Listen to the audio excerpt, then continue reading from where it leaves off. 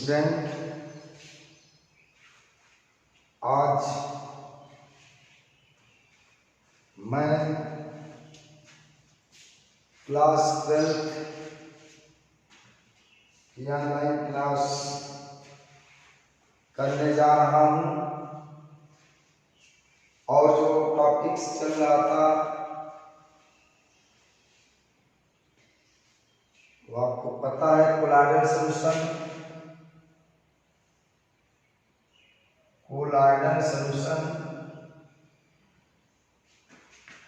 Okay, colloidal solution. इसका जो lecture होना है वो लेक्चर 4 होगा। आज लेक्चर 3 मैंने पिछली क्लास में बता दिया था। Lecture 4 topics colloidal solution class 12, okay. पिछले टर्म पे मैं प्रॉपर्टी ऑफ कोलॉइडल सॉल्यूशन आपको मैं बता रहा था। उसमें दो प्रॉपर्टी मैंने बताया था, फिजिकल प्रॉपर्टी और प्रकाशिक ऑप्टिकल प्रॉपर्टी, ओके। तीसरा इसमें है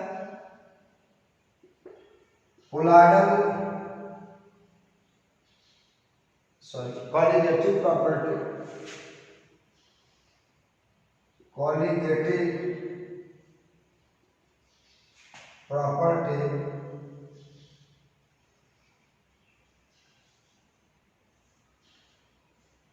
आपको पता है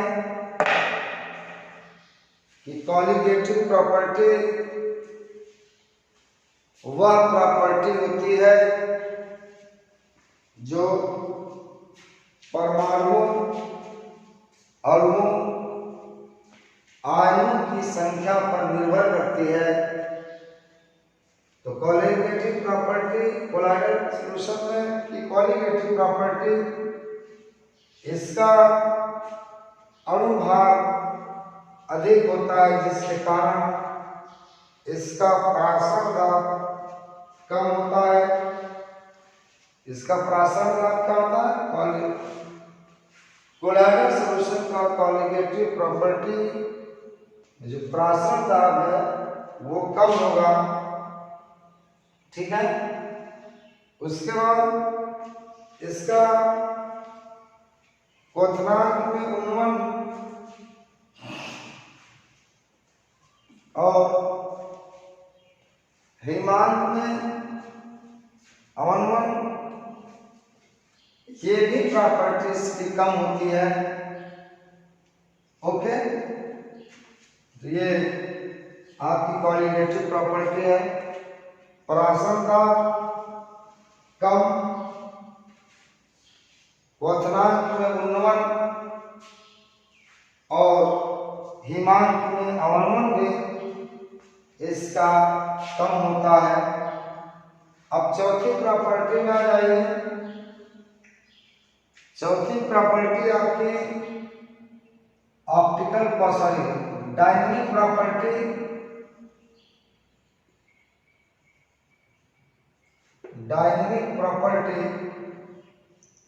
डायनेमिक प्रॉपर्टी गतिक गुण इसको कहा जाता है। हिंदी में कहते हैं गतिक गुण।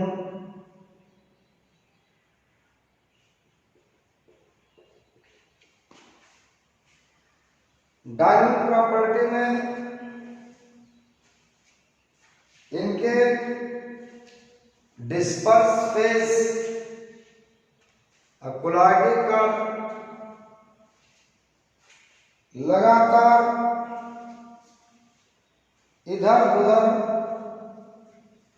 टेढ़ी मेढ़े पथ पर गति करते रहते हैं। इसका कारण यह है कि कोलॉइडल कण पर समान चार्ज होने के कारण यह पार्टिकल एक दूसरे से प्रतिकर्षित होते रहते हैं। इनका मोशन बिल्कुल जिगजैग होता है, टेढ़ा मेढ़ा पथ इधर उधर इस तरह से ये पार्टिकल क्या होते हैं, गति करते रहते हैं। इसे हम डायरेक्ट प्रॉपर्टी कहते हैं। यानी कोलॉइडल विलयन के कोलॉइडल कण पर समान आवेश होने के कारण यह एक दूसरे से प्रतिकर्षित होते रहते हैं, जिसके कारण कोलॉइडल कण टेढ़ा मेढ़ा टेढ़ी मेढ़ी का पथ टेढ़ा मेढ़ा पथ अख्तियार करते हैं और गति करते हैं। ठीक है ना। अब देखिए इसमें इसकी गति को ब्राउन नामक साइंटिस्ट ने देखा था, इसलिए इसे इस गति को ब्राउनियन मूवमेंट भी कहते हैं। Brownian movement. आइए तो ब्राउनियन मूवमेंट क्या है? कोलॉइडल विलयन के कोलॉइडल कण लगातार नियमित टेढ़े मेढ़े पथ पर गति करते रहते हैं, इसे ब्राउनियन मूवमेंट कहते हैं। इसे क्या कहते हैं? ब्राउनियन मूवमेंट कहते हैं। कोलॉइडल विलयन के कोलॉइडल कण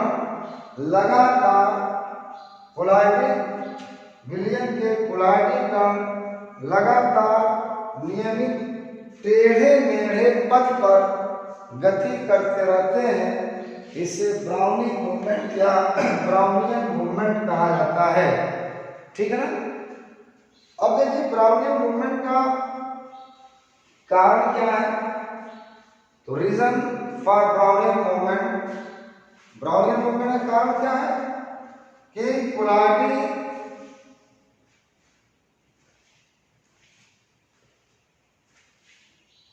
विलयन के कोलॉइडल कण या परिचित अवस्था डिस्पर्सन मीडियम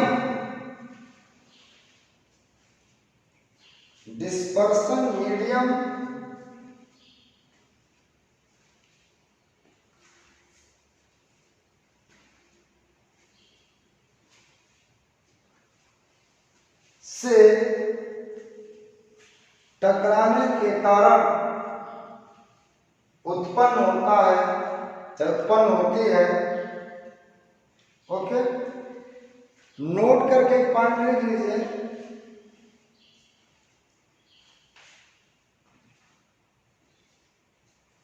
नोट करके पॉइंट लिखिए। लिखिए कि ब्राउनी गति कोलॉइडल कण के आकार और डिस्पर्सन मीडियम की श्यानता के व्युत्क्रमानुपाती होता है। श्यानता के व्युत्क्रमानुपाती होता है। Brownian movement inversely proportional size of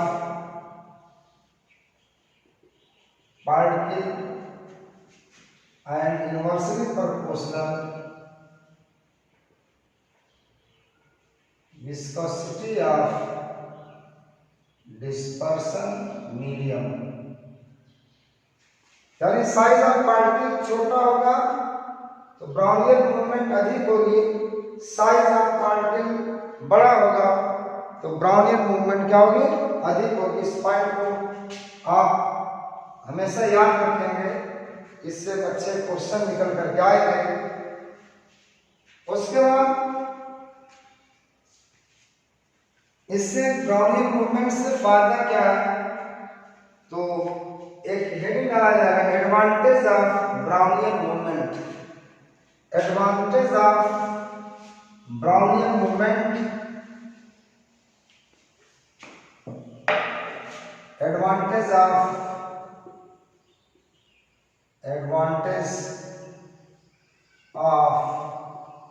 Brownian movement. B for Brownian, M for movement. इससे फायदा क्या है कि कोलाइडी विलयन के कोलाइडी कण लगातार एक दूसरे से प्रतिकर्षित होने के कारण यह पास पास नहीं आ पाते हैं, यह पास पास नहीं आ पाते हैं। पास पास नहीं आने के कारण यह संगुणित नहीं हो पाते हैं, जिसके कारण यह नीचे बैठ नहीं पाते हैं, जिसके कारण कोलाइडी विलयन का अस्थायित्व क्या रहता है, बना रहता है। कोलाइडी विलयन अस्थायी होता है। तो ब्राउनियन मूवमेंट अगर ज्यादा है तो स्टेबिलिटी क्या होगी, ज्यादा होगी। देखिए Brownian movement directly proportional stability of colloidal solution. Colloidal solution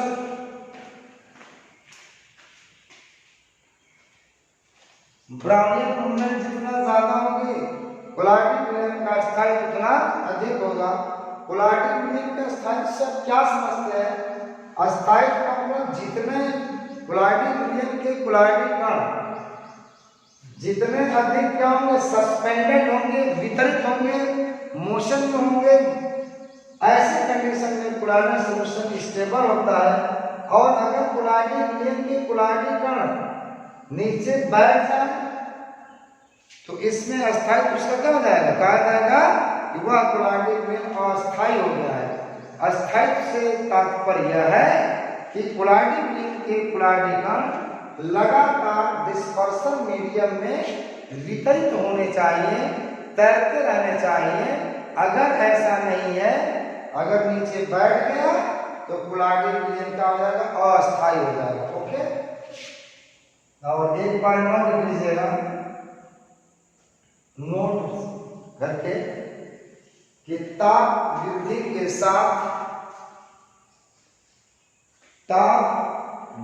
के साथ ब्राउनियन मूवमेंट बढ़ता है। ब्राउनियन मूवमेंट क्या होता है, बढ़ता है। अब हेडिंग डाल लीजिए, पांचवी प्रॉपर्टी।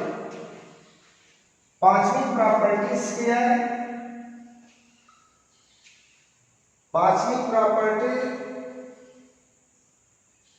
इसकी जो है वो इलेक्ट्रिकल प्रॉपर्टी है। इलेक्ट्रिकल प्रॉपर्टी, विद्युत गुण। पांचवी प्रॉपर्टी क्या है? इलेक्ट्रिकल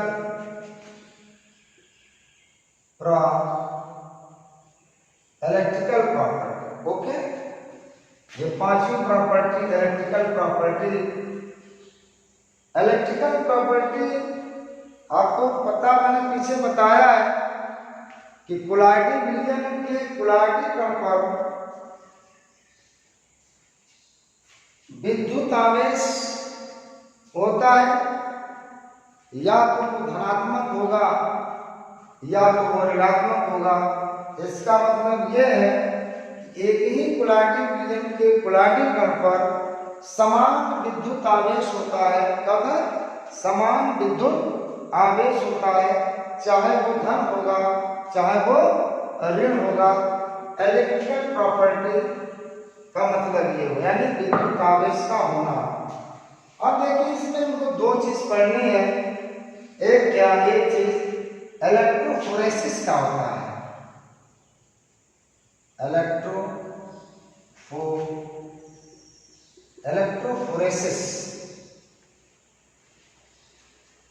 इलेक्ट्रोफोरेसिस का मतलब ये हुआ कि कोलाइडी विलयन के कोलाइडी कण का इलेक्ट्रोड की ओर गति करना इलेक्ट्रोफोरेसिस कहलाता है। विद्युत का संचरण क्या है, इसको हिंदी में क्या कहते हैं? विद्युत कण संचरण, विद्युत कण संचरण करते हैं, इलेक्ट्रोफोरेसिस करते हैं। यानी इसका मतलब क्या हुआ डिफिनेशन, कोलाइडी विलयन के कोलाइडी कण का इलेक्ट्रोड की ओर गति करना क्या कहलाता है, इलेक्ट्रोफोरेसिस कहलाता है। और ये भी ध्यान रखिएगा कि जो इलेक्ट्रोड पे चार्ज होगा उसके विपरीत चार्ज वाला कोलाइडी कण इलेक्ट्रोड पे जाएगा।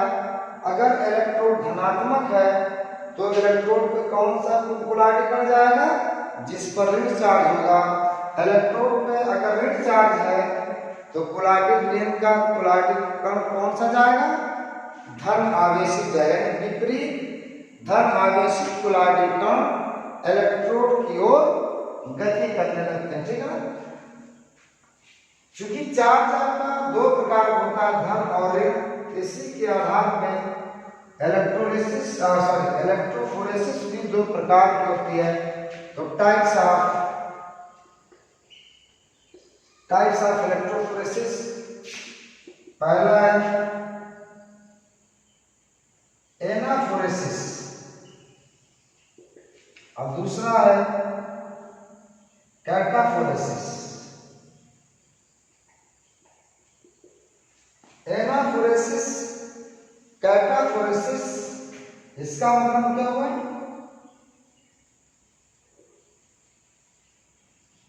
मूवमेंट ऑफ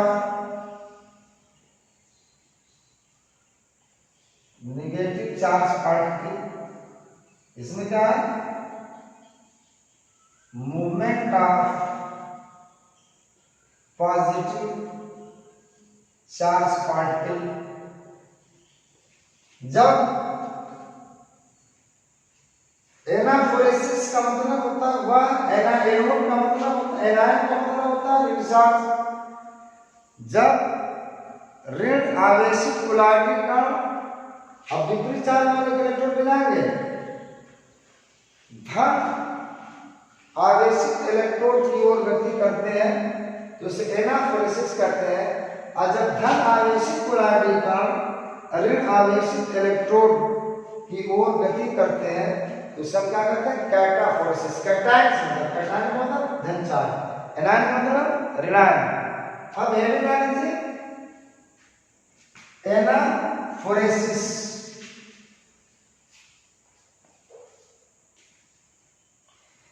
लेकिन कि जब धन आवेशित कोलाइडी जब ऋण आवेशित कोलाइडी कण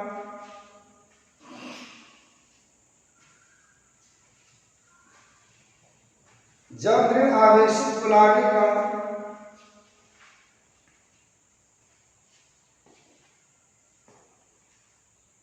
कैथोड पे धन चार्ज होता है, एनोड पे धन चार्ज होता है। जब ऋण आवेशित कोलाइडी कण एनोड की ओर गति करते हैं तो उसे एनाफोरेसिस करते हैं, उसे एनाफोरेसिस। ठीक है। अब देखिए कैटाफोरेसिस, जब धन आवेशित कोलाइडी कण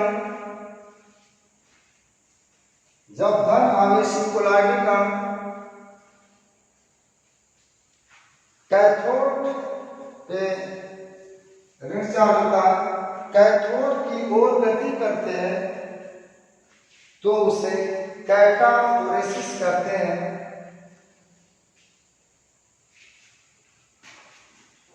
अब एक मैं इसका एग्जांपल देता हूं।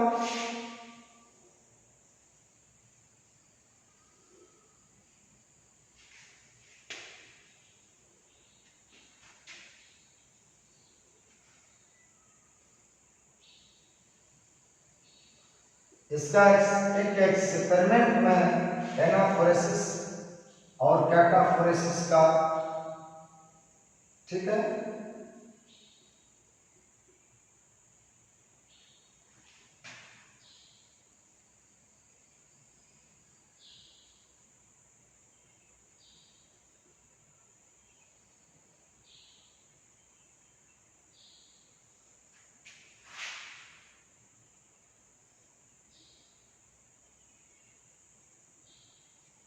ओके, ये देखिए यू शेप की एक नली है, ये आपका एनोड है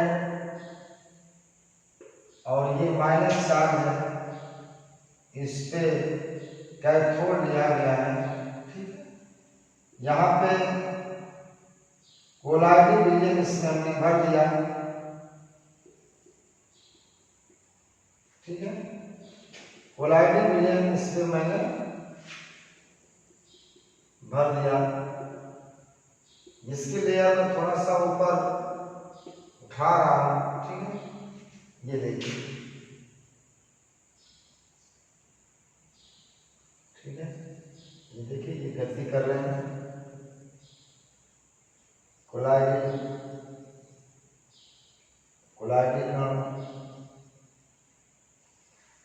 इस पे जब कोलाइडिक सॉल्यूशन है। अब देखिए इस विलयन में, कोलाइडिक विलयन में जो कोलाइडिक कण है वो एनोड की तरफ क्या कर रहे हैं, माइग्रेट कर रहे हैं। ये एनाफोरेसिस हुआ, सॉरी इसमें रिंग चार्ज है, रिंग चार्ज इसका है ना, इस कोलाइडिक कण पे क्या होगा, रिंग चार्ज होगा, तो ये आपका एनाफोरेसिस हो गया। क्या है, जैसे सल्फाइड, आर्सेनिक सल्फाइड ये है। अगर इसके कोलाइडिक विलयन में आपको पता है रिंग चार्ज होता है, अगर इस U2 में डालेंगे तो ये भी कहाँ भी जाएगा, तो देखिए ये माइनस चार्ज में होता है। जब माइनस चार्ज होगा तो किधर माइग्रेट करेगा, धन चार्ज एनोड की तरफ। ये क्या हो जाएगा, मूव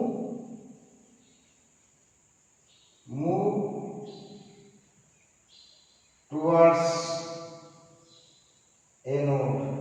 ठीक है, फेरिक हाइड्रोक्साइड कोलाइडिक विलयन मिल गया। क्या मिल गया, फेरिक हाइड्रोक्साइड, इस पे पॉजिटिव चार्ज होता है। पीछे मैंने बताया है ये किधर मूव करेगा, मूव टुवर्ड्स कैथोड।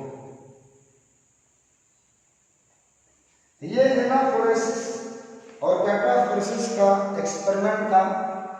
अगर इस यू आकार की नली में आर्सेनिक सल्फाइड लेंगे तो ये मूव टुवर्ड्स किधर होगा, ये पॉजिटिव पे ऋण चार्ज होता है, इस कोलाइडिक के कण पे ऋण चार्ज होगा, ये मूव टुवर्ड्स एनोड की ओर गति करेगा। असमय। और अगर फेरिक हाइड्रोक्साइड आपने लिया, आपको पता है कि इसके कोलाइडिक कण पे पॉजिटिव चार्ज होता है, ये मूव टुवर्ड्स का है कैथोड की ओर इधर गति करेगा। ठीक है ना, तो इस तरह से इसका एक्सपेरिमेंट रहा। अब एक हेडिंग डाल लीजिएगा, application of electrophoresis, application of electrophoresis, application of electrophoresis. पहला एप्लीकेशन देखिए कि धुआं से कोलाइडिक कण कार्बन को पृथक करने में, अलग करने में, कार्बन चूंकि हानिकारक पदार्थ है जो हमारे बॉडी में जाएगा, उसको हम इलेक्ट्रोफोरेसिस द्वारा चिमनियों में इलेक्ट्रोड लगा करके उसको हम निकाल लेते हैं। ठीक है, दूसरा देखिए कोलाइडिक विलयन में, कोलाइडिक विलयन के कोलाइडिक कण पर आवेश ज्ञात करना है। कोलाइडिक विलयन के कोलाइडिक कण पर आवेश ज्ञात करने में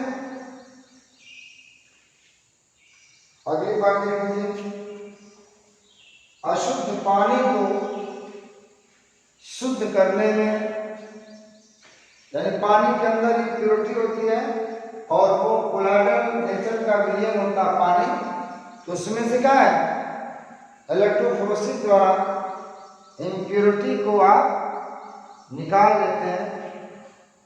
तो ये आपका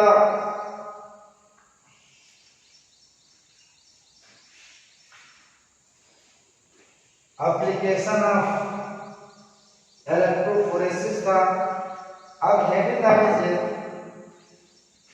चार्ज ऑन कोलाइडल पार्टिकल। इसमें एक पॉइंट बताना, पीछे बताया मैंने, चार्ज ऑन कोलाइडल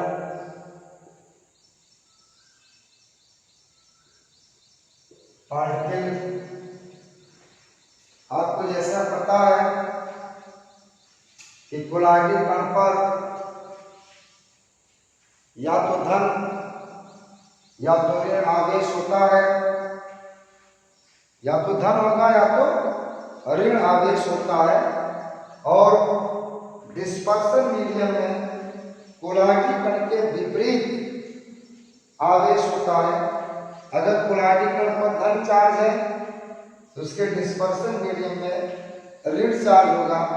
इस तरह से कोलाइडल विलयन का संपूर्ण विलयन क्या होता है, उदासीन होता है। कोलाइडल विलयन कैसा होगा, उदासीन, क्योंकि कोलाइडल कण पर जो चार्ज होगा उतना ही विपरीत चार्ज उसके डिस्पर्सन मीडियम पर होगा। इस तरह से कोलाइडल विलयन क्या होता है, उदासीन होता है। ओके, तो जो बात मैंने कही है उसको लिख लीजिएगा कि कोलाइडल कण विद्युत आवेशित होते हैं, उस पर धन या ऋण आवेश पाया जाता है। इसके विपरीत डिस्पर्सन मीडियम पर भी आवेश में आवेश उपस्थित होता है। ठीक है, इस प्रकार से कोलाइडल विलयन उदासीन होता है। अब origin of charge on colloidal particle एक हेडिंग डाल दीजिए, origin of charge of colloidal particle. इसका मतलब ये हुआ स्टूडेंट से बच्चे कि कोलाइडल विलयन के कोलाइडल कण पर चार्ज कैसे प्राप्त होता है। ठीक है ना, तो दो तीन कॉन्सेप्ट है। कॉन्सेप्ट तो कोलाइडल चक्की मिल, कोलाइडल चक्की मिल, यानी कोलाइडल विलयन बनाते समय चक्की मिल में जब उसको डाल करके क्रश किया जाता है, घर्षण किया जाता है, क्रश करते तो घर्षण से उस पर क्या होता है, चार्ज प्राप्त हो जाता है। तो छोटा सा कॉन्सेप्ट है कि चक्की मिल के घर्षण से उत्पन्न चार्ज द्वारा कोलाइडल कण को आवेश प्राप्त होता है।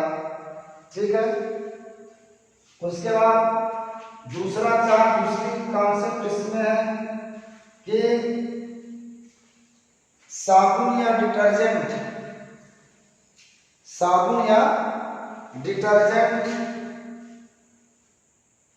के आयरन से ऋण आवेश प्राप्त होता है।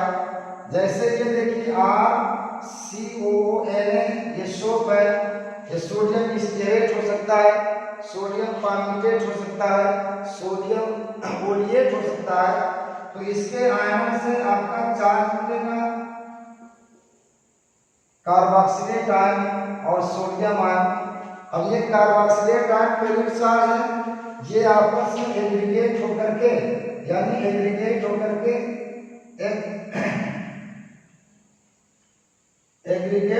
के ये एक गोल सी संरचना बना लेते हैं, जिसे हम क्या कहते हैं, जिसे हम माइसेल कहते हैं। क्या कहते हैं, ये माइसेल कहते हैं, माइसेल। और ये माइसेल पे जो होता है ऋण चार्ज होता है, क्योंकि ऋण आवेशित होता है। इस कारण उपस्थित कोलाइडल कण के ऊपर आयन द्वारा चार्ज प्राप्त होता है। यह आपका साबुन है। साबुन को जब जल में डाला जाता है या अपने आयनों में टूट जाता है, ये कार्बोक्सिलेट आयन है। कार्बोक्सिलेट आयन एग्रीगेट हो करके जुड़ करके पास आ करके एक संयुक्त संरचना बना लेता है जिसे माइसेरी कहते हैं। इस माइसेरी पर माइनस आवेश हो जाता आता है। इसी माइनस आवेश के कारण इस कोलॉइडल कण को आवेश प्राप्त हो जाता है। किसके द्वारा आवेश प्राप्त होता है? आयन के द्वारा। ठीक है, ओके। आइए, तीसरा मेथड है प्रेफरेंशियल एडजॉर्प्शन द्वारा। मिटा दो। चलिए, इसका तीसरा जो रीजन है बाई एडजॉर्प्शन का, बाई एडजॉर्प्शन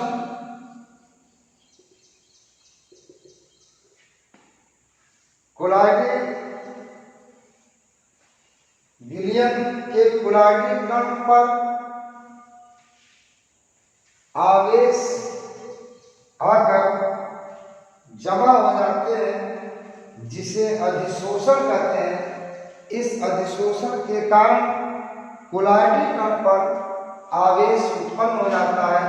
अधिशोषण द्वारा एक कॉन्सेप्ट है कोलॉइडल कण पर आवेश उत्पन्न होना।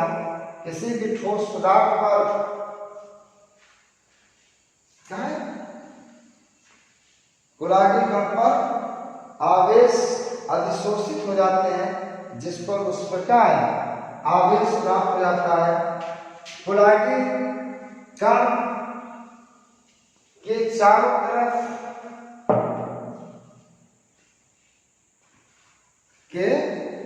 चारों तरफ विद्युत अपघट्ट के आयन का एक, जैसे ये फेरिक हाइड्रोक्साइड है,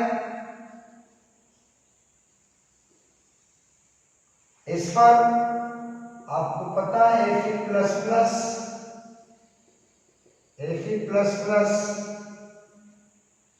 एक विद्युत अपघट्ट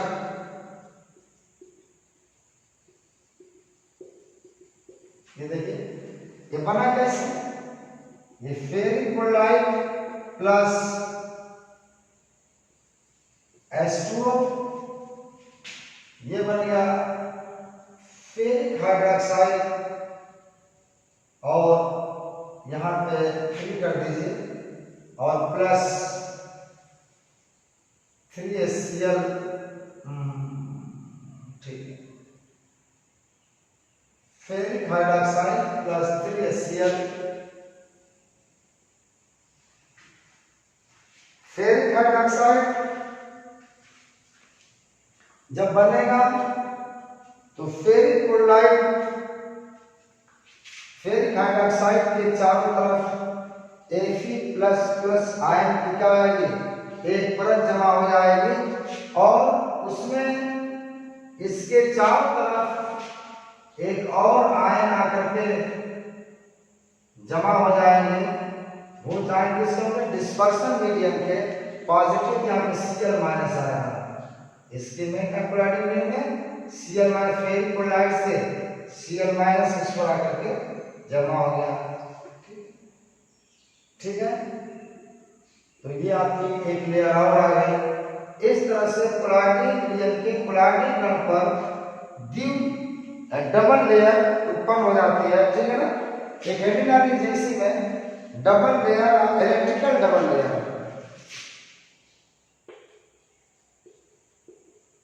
electrical double layer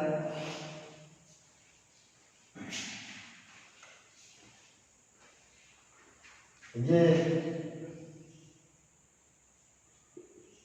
diffuse layer है, ये स्टेबल लेयर है,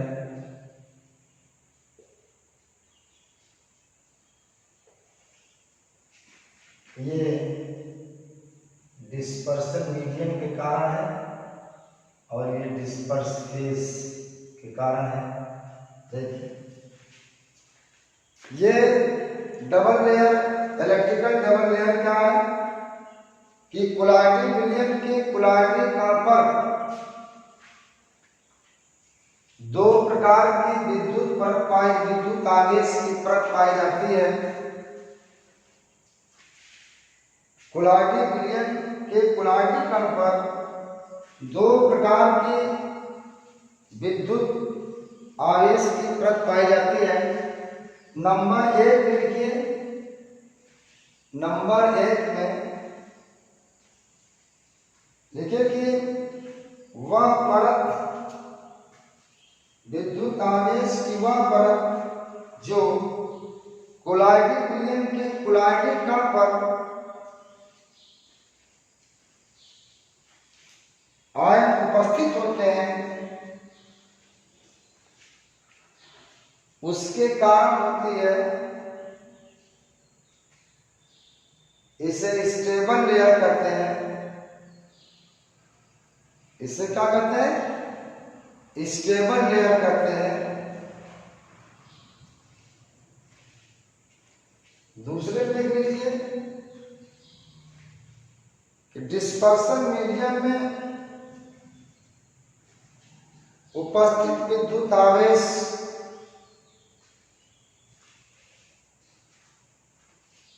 स्टेबल लेयर के चारों ओर आकर जमा हो जाते हैं, जिसे डिफ्यूज लेयर कहते हैं। इस प्रकार से कुलाडी कण के दोनों ओर दो विद्युत आवेश की परत उत्पन्न हो जाती है। इसी को इलेक्ट्रिकल डबल लेयर कहते हैं। बाहर वाली जो परत है वो डिस्पर्सन मीडियम में उपस्थित चार्ज के कारण है, और जो स्टेबल लेयर है ये कुलाडी कण पर उपस्थित आवेश के कारण है। एक इसी में है जीटा पोटेंशियल जिसे कहते हैं, जीटा पोटेंशियल। जीटा पोटेंशियल क्या होता है? जीटा पोटेंशियल कहा था कि दो विद्युत आवेश की परतों के मध्य जो विभवांतर उत्पन्न होता है उसे जीटा पोटेंशियल कहते हैं। इस परत की भी एक पोटेंशियल होगी, इस परत की भी एक अपनी पोटेंशियल होगी। दोनों के पोटेंशियल में जो डिफरेंस आता है उसे जीटा पोटेंशियल कहते हैं। ठीक है, तो कुलाडी विलयन के कुलाडी कण के चारों ओर उपस्थित दो विद्युत आवेशों की परतों के मध्य दो विद्युत आवेशों की परतों के मध्य उत्पन्न विभव में जो अंतर प्राप्त होता है, विभव में जो अंतर प्राप्त होता है उसे जीटा पोटेंशियल कहते हैं। ठीक है, एक एग्जांपल तो फेरिक हाइड्रोक्साइड का हो गया। ठीक है, अब देखिए किसी का एक एग्जांपल में आपको आर्सेनिक सल्फाइड का मैं देता हूं।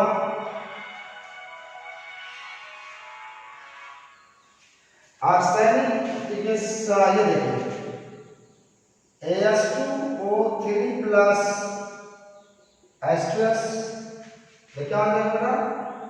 AS2 H3, ठीक है, प्लस ठीक है, प्लस क्या होगा? ये 3 हो जाएगा, 3S2। ये देखिए जो आर्सेनिक सल्फाइड है, इस आर्सेनिक सल्फाइड के चारों तरफ सल्फाइड है आपके क्या हो जाएंगे? अधिशोषित हो जाएंगे। AS2 S3, इसके चारों तरफ S minus minus, S minus minus, S minus minus, S minus minus S minus minus S minus minus, ये क्लियर हो गई। और दूसरी लेयर डिस्पर्सन मीडियम की क्या आ जाएगी, H plus ion H plus ion H plus ion H plus ion H2S में H, ये क्लियर आपको। ओके, ये देखिए AS2O3 प्लस H2S, ये बन जाएगा S2S3। ठीक, यहाँ पे देखिए, यहाँ पे sulphide ion H plus ion होगा, सल्फाइड आयन ये आर्सेनिक सल्फाइड के चारों तरफ क्या हो जाएंगे, जमा हो जाएंगे, और ये H plus ion dispersion medium में चला जाएगा, और ये फिर जाकर के प्राथमिक लेयर के चारों तरफ ये जाकर के जमा हो जाएंगे। H प्लस आयन कहाँ से आएगा, डिस्पर्सन मीडियम में। इसी का है सल्फाइड आयन, कहाँ से आएगा, इसी का है। तो सल्फाइड आयन का हो गया आर्सेनिक सल्फाइड के चारों तरफ अधिशोषित हो गया, और ये H प्लस आयन की एक परत और आकर के बन जाएगी। ठीक है ना। इसी तरह से धातु के साल है, धातु के साल देखिए, ये देखिए बना दिया AU को QH में ब्रेटिक आर्क मेथड में जब मैंने साल बनाया था आपका धातुओं का, देखिए AU की चारों तरफ ये AU जो होता है, धातु साल होते हैं ऋणावेशित होते हैं, क्या होते हैं, धातु साल के चार्ज होता है ऋणावेशित OH आयन के कारण होता है, और K प्लस आयन उसके डिस्पर्सन मीडियम में चला जाएगा, और उसके चारों तरफ क्या हो जाएगा, एक और लेयर बना देगा। ठीक है, इसका एग्जांपल देखिए, पीछे मैंने ब्रेटिक आर्क मेथड में विद्युत विधि में मैंने आपको ये धातु के साल कैसे बनाए जाते थे मैंने बताया था। देखिए ये AU है, इस पे आपका ये ऋणावेशित होता है, तो ऋणावेशित क्यों होता है, OH माइनस इसके चारों तरफ आकर के क्या होते हैं, जमा हो जाते हैं, OH माइनस इसके चारों तरफ आकर के जमा हो जाते हैं। और ये देखिए ये आपका K प्लस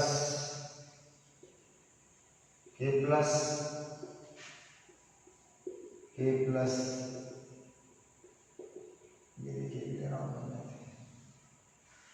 ये डिस्पर्सन मीडियम के कारण है, इक्वलाइटी का पर जो चार्ज है। ओके, ये 2-3 एग्जांपल मैंने आपको दिया, इसको बना लीजिए।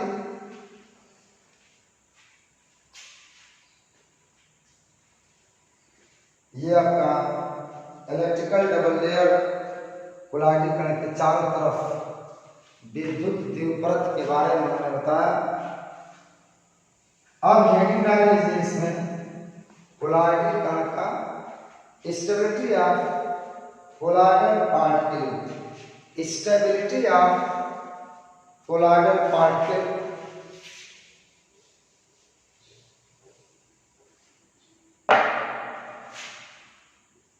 Stability of colloidal particle,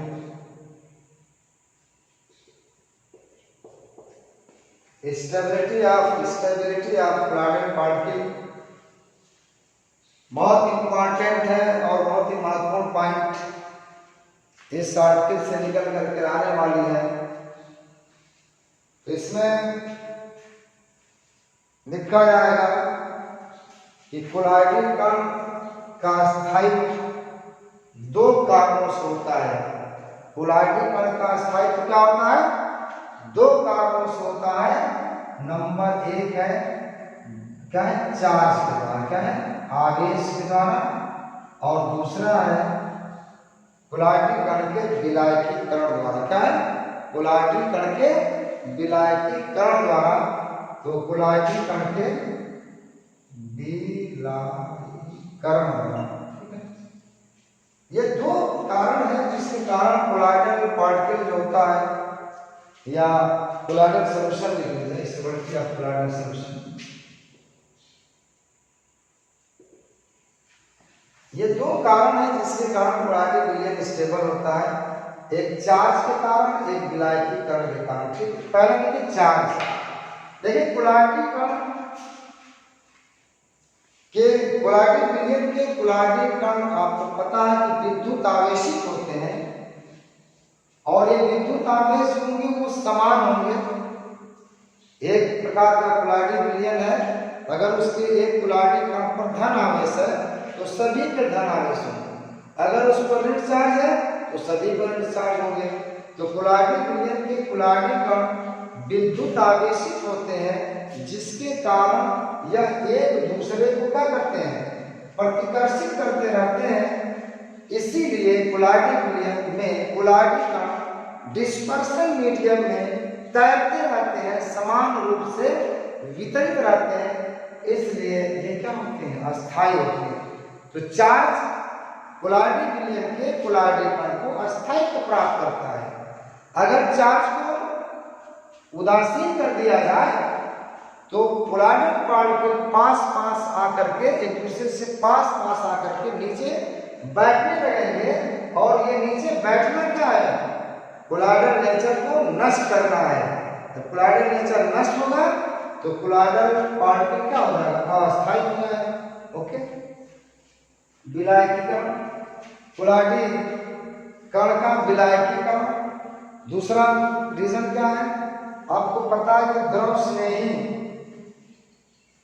कोलाडी विलयन के चारों ओर मैंने बताया था डिस्पर्सन मीडियम की परत जमा हो जाती है, जिसके कारण इनका अस्थायित्व क्या होता है, अधिक हो जाता है। क्यों होता है कि समझिएगा कि जब कोलाडी विलयन बनाया जाता है तो कोलाडी विलयन में कुछ न कुछ विद्युत अपघट्ट की अशुद्धियां शेष रह जाती हैं।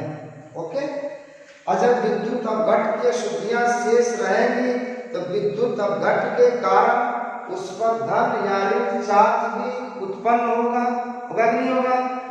तो कोलाडी कण के चारों तरफ जब डिस्पर्सन मीडियम की परत जमा हो जाती है, जिसके कारण विद्युत अपघट्ट जो आपके कोलाडी विलयन में उपस्थित है उसको उदासीन नहीं कर पाता है, और जब उदासीन नहीं कर पाता है तो कोलाडी कण क्या होता है, अस्थायी बना रहता है। अगर डिस्पर्सन मीडियम की परत नहीं होती, जैसा कि द्रव विरोधी कोलाडी विलयन में है, तो जो कोलाडी विलयन में विद्युत अपघट्ट अशुद्धियों के रूप में उपस्थित है, अगर उसको प्यूरिफाई नहीं किया गया है तो विद्युत अपघट्ट की अशुद्धियां, विद्युत अपघट्ट की अशुद्धियों में उपस्थित चार्ज के कारण कोलाडी कण का चार्ज क्या हो जाएगा, उदासीन हो जाएगा, और जब उदासीन हो जाएगा तो कोलाडी कण पास आकर के नीचे बैठने लगेंगे, जिससे कोलाडी कण विलयन का हो जाएगा, अस्थायी हो जाएगा।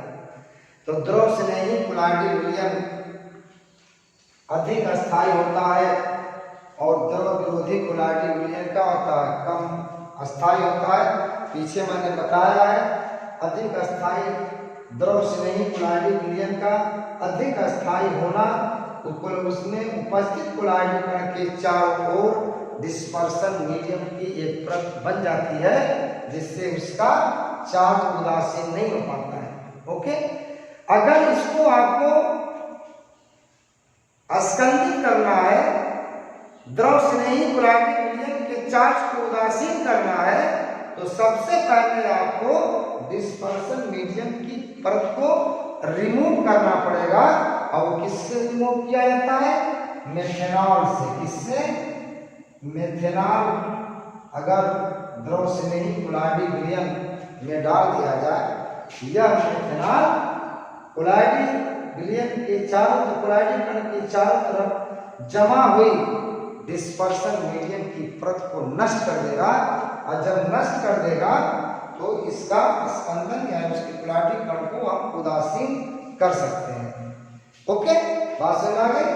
तो ये आपका है कि कोलाडी द्रव स्नेही कोलाडी विलयन को अगर आपको के आवेश को अगर उदासीन करना है तो सबसे पहले आप डिस्पर्सन मीडियम को मेथेनॉल द्वारा क्या करेंगे, नष्ट करेंगे। ओके, ये दो कारण है जिसके कारण कोलाइडिक विलयन क्या होता है, स्टेबल होता है।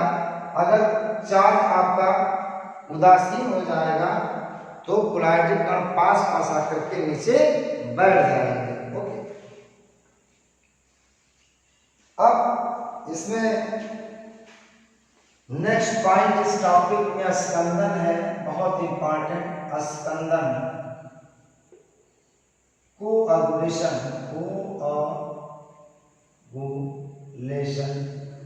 बहुत इंपॉर्टेंट पॉइंट।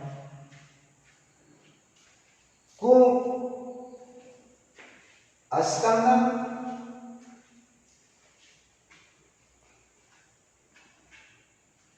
कोलाइडिक विलयन के कोलाइडिक कण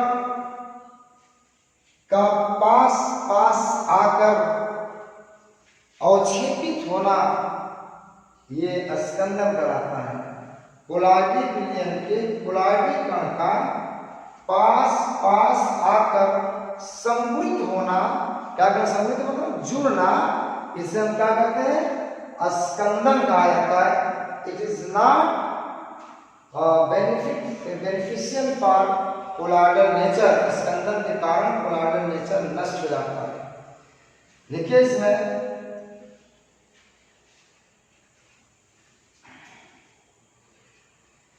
लिखिए कि कोलाइडिक विलयन के कोलाइडिक कण विद्युत अपघट्ट द्वारा उदासीन होकर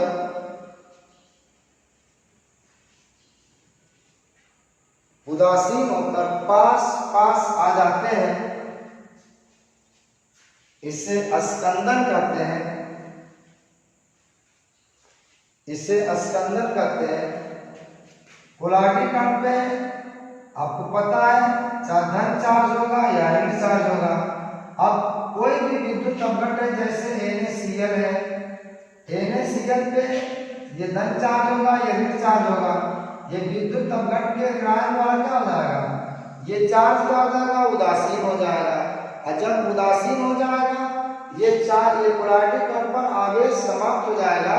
और जब समाप्त हो जाएगा इन कणों के मध्य प्रतिकर्षण कम हो जाएगा, ये कण क्या हो जाएंगे, पास पास आ जाएंगे।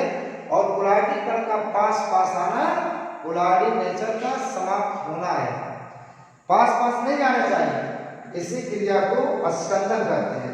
कोलाइडिक विलयन के कोलाइडिक कण का विद्युत अपघट्ट द्वारा उदासीन होकर पास पास आना स्कंदन कहलाता है। ओके, अब स्कंदन के कई मेथड हैं। अब हेडिंग डालिए इसमें, और method of coagulation, method of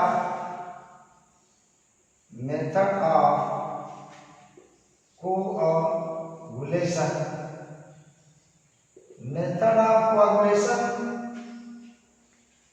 इसके क्या मेथड है, स्कंदन के कई मेथड हैं।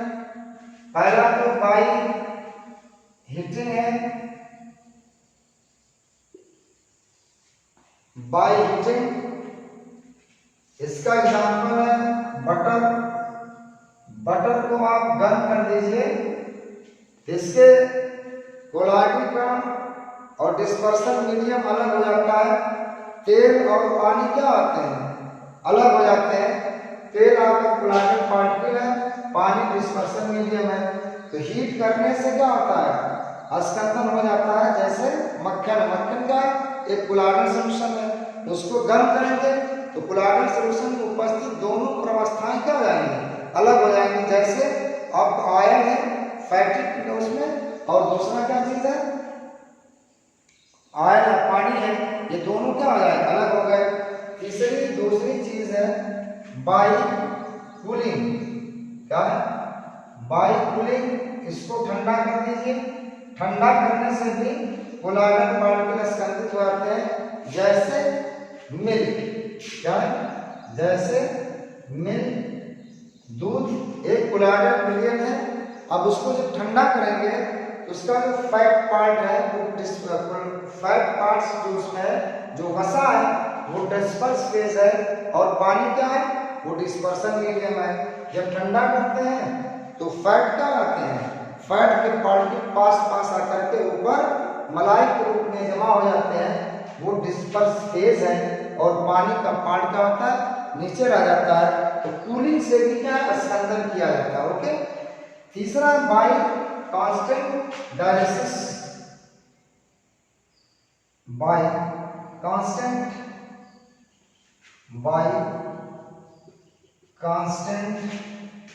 डायलिसिस, निरंतर अपोहन द्वारा डायलिसिस से विद्युत अपघट्ट की अशुद्धियां दूर की जाती हैं। अगर बार बार कांस्टेंट अगर डायलिसिस किया जाए तो कोलाइडल विलयन से सारे विद्युत अपघट्ट क्या हो जाएंगे, निकल जाएंगे। और निकल जाएंगे तो उसके पार्टिकल क्या हो जाएंगे, अस्कंदित हो जाएंगे। ओके। और चौथा है बाई पारस्परिक अस्कंदन, म्यूचुअल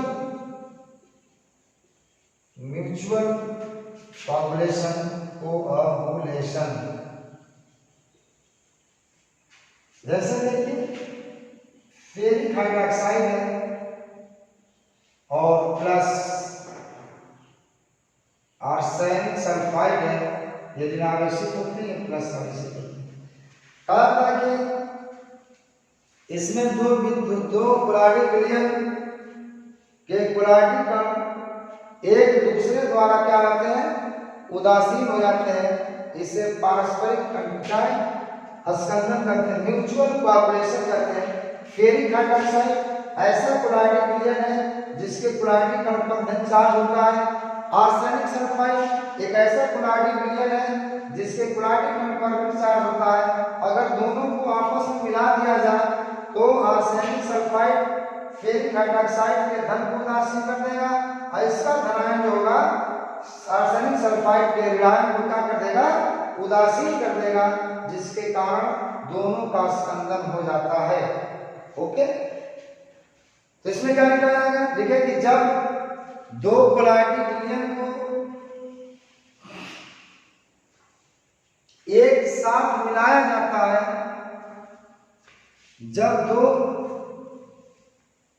विद्युत आवेशित जब दो विपरीत विद्युत आवेशित कोलाइडल विलयन को आपस में मिलाया जाता है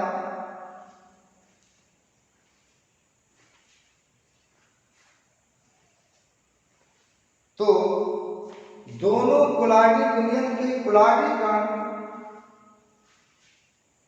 एक दूसरे द्वारा अस्कंदित हो जाते हैं। इसे पारस्परिक अस्कंदन कहते हैं। इसे पारस्परिक अस्कंदन या म्यूचुअल कोऑपरेशन कहते हैं। और पांचवा मेथड और सबसे महत्वपूर्ण मेथड है बाई इलेक्ट्रोलाइट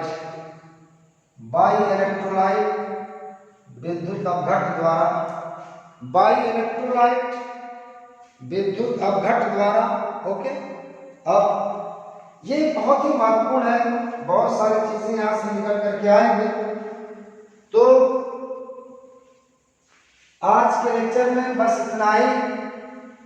नेक्स्ट वीडियो में मैं इलेक्ट्रोलाइट द्वारा कोऑगुलेशन में आपका ऊर्ध्वमान, फ्लक्चुएशन वैल्यू, स्वर्ण संख्या, रच्छी कोलाइडल विलयन, ये 2-3 पॉइंट में इस टॉपिक में रिमेन है तो मैं बताऊंगा। तो सभी स्टूडेंट से एक अपील है कि मन लगा करके घर पर अध्ययन करें। वीडियो के स्टेटस से ये सब पता चलता है कितने लोग पढ़ाई कर रहे हैं। मेरे हिसाब से इट इज नॉट सेटिस्फैक्ट्री, तो आपसे ये कहना है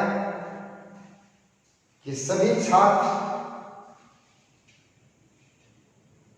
एक जुनून के साथ क्लासिंग करें, जुड़े, जिससे हमारा और आपका उत्साह बना रहे और इस कार्यक्रम को आगे सफलतापूर्वक ले जाया जाए, जिससे हमारा आपका सबका फायदा हो। यही आपसे गुजारिश है। तो बस आज के लिए बस इतना ही, फिर नेक्स्ट क्लास में इसकी बात होगी। बहुत बहुत धन्यवाद, थैंक यू।